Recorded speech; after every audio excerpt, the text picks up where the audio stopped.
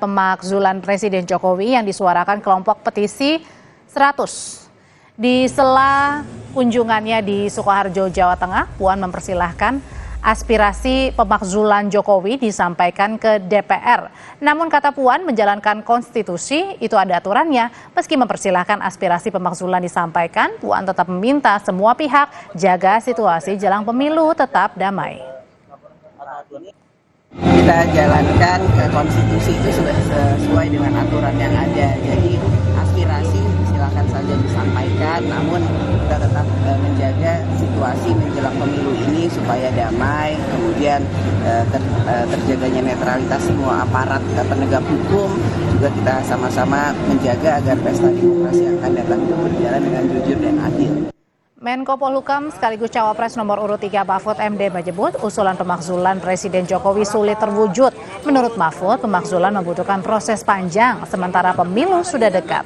Selain harus ada alasan mengapa Presiden dimakzulkan, pemakzulan juga mensyaratkan usulan dari sepertiga anggota DPR dan persetujuan 2 dari per 3 anggota Dewan yang hadir di pleno. Berikutnya proses selanjutnya ke MK.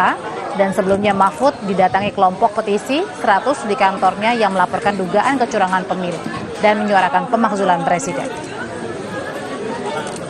Nah, ini semua tidak mudah karena dia harus disampaikan ke DPR. DPR yang menuduh itu mendakwa, melakukan impeach itu namanya, impeach itu pendakwaan. Itu harus dilakukan oleh minimal sepertiga anggota DPR, dari 575 sepertiga berapa? Dari sepertiga ini harus 2/3 hadir dalam sidang.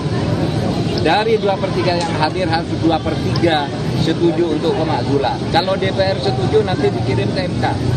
Apakah putusan DPR ini benar bahwa Presiden sudah melanggar? Nanti MK sidang lagi lama.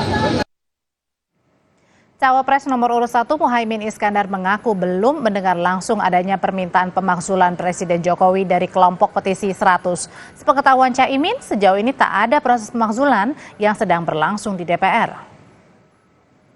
Saya belum mendengar langsung siapa saja, tapi saya kira nggak ada satupun yang sedang memproses. Karena kalau ada pemakzulan itu melalui DPR memproses, sampai hari ini tidak ada. Gubernur Jawa Timur Khofifah Indar Parawansa resmi menjadi bagian dari tim kampanye nasional pasangan calon presiden dan calon wakil presiden nomor urut 2 Prabowo Subianto dan Gibran Rakabuming Raka.